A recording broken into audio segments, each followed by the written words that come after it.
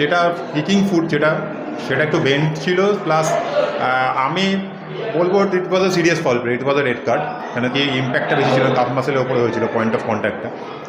But যেহেতু মুভমেন্টে তখন হয়তো ভিআর মনে করেছে যে মুভমেন্ট হচ্ছে এবং এই ট্রেলিং লেগটা অন দ্য এয়ার আছে, তো হয়তো ওই একটা ব্যাপার হতে পারে যে ভিআর ইন্টারভেন্ট করেনি, ওটা রেফারির ডিসিশনটাকে প্রায়োরিটি দিয়েছে। काटू क्या अभी काटू? आप नहीं रुक जाओ। गेम कोई भी हो, पकड़ मजबूत होनी चाहिए। सीमेंट से पकड़ बनाए मजबूत SRMB 550D TMT bar। আমাদের এবার ওয়ার্ল্ড কাপে নানান রকম রুলস দেখছি আমরা, ফিফা যে মুখে হাত দিলে রেড কার্ড হয়ে যাচ্ছে এবং 5 মিনিট বল হোল্ড করে দিলে রেড কার্ড হয়ে যাচ্ছে, এই সব মিলিয়ে এই এত কড়াকড়িটা কেন তোমার মনে হয়? দেখো, সব ফিফা যে আমাদের রেফারিজ ডিপার্টমেন্টের যে চেয়ারম্যান আছেন কলিনা, উনি যখন আন্ডার-17 ওয়ার্ল্ড কাপে যখন এখানে এসেছিলেন সেমিনার করলাম, ওটার পার্ট আমি ছিলাম, তো উনি সবসময় প্রিভেনশনটাকে প্রায়োরিটি দেয়। তো এখানে আমরা অনেক ওয়ার্ল্ড কাপে দেখেছি এর আগে যে মুখে হাত দিয়ে অনেকে গালাগাল দিয়েছে, যেটা থেকে প্রভোকেশন হচ্ছে আর কি। এটা থেকে অন্য আরও আমরা জিরানে গেছেও সেটা দেখেছিলাম যে একটা গালাগাল দিয়েছিল, কিন্তু জিরান সেটা না পেয়ে, মানে সেটা সহ্য না করতে পেরে সে ওভার রিয়াক্ট করে গেছিলো, সেখানে জিরান রেড কার্ড হয়ে গেছিলো।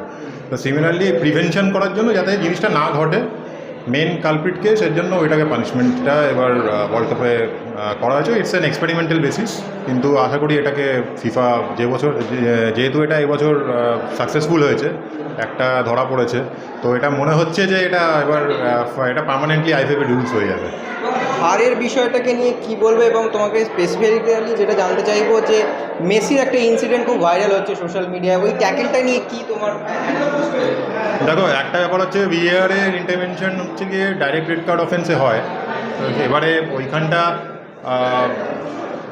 তুমি একটা জিনিস দেখতে পারো যে যেটা কিকিং ফুট সেটা একটু বেন্ড ছিল, প্লাস আমি বলবো it was a serious foul play, it was a red card. কেন কি ইম্প্যাক্টটা বেশি ছিল, কাপ মাসেলের ওপরে হয়েছিল পয়েন্ট অফ কন্ট্যাক্টটা।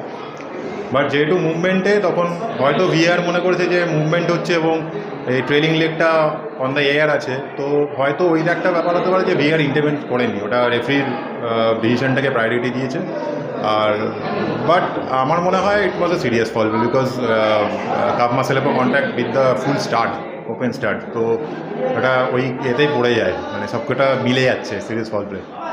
এত প্রযুক্তি দেখছি, ভারতীয় ফুটবলে যদি এর 1% ইমপ্লিমেন্ট হয় তাহলে তো ফুটবলটাও বদলে যেতে পারে। হ্যাঁ, এটা বলতে পারো যে এত কিছু ইমপ্লিমেন্ট হচ্ছে, তবে ফিফাও চেষ্টা করছে কোনো একটা জায়গায় কিছু একটা করার, যেখানে টিমসরা কমপ্লেন করবে না। তো মেনস হচ্ছে যে টিমসদের স্যাটিসফ্যাকশন লেভেল যেটা আছে, দেখো রেফারিংয়ের কাজ এটা না যে রেফারি গিয়ে মাঠে কাউকে সন্তুষ্ট করবে, রেফারি যেটা দেখবে সেটাই দেবে মাঠে। কিন্তু ফিফা একটা জায়গায় আসতে যাচ্ছে যেখানে টিমরাও মেনে নেয়, প্রফেশনাল টিম যেগুলো তারা তো আর কমপ্লেন করে না, তারা মেনে নেয়, সেটা যেন কমপ্লেনের জায়গাটা না থাকে, সেটার জন্য চেষ্টা করছে ফিফা। Extra time.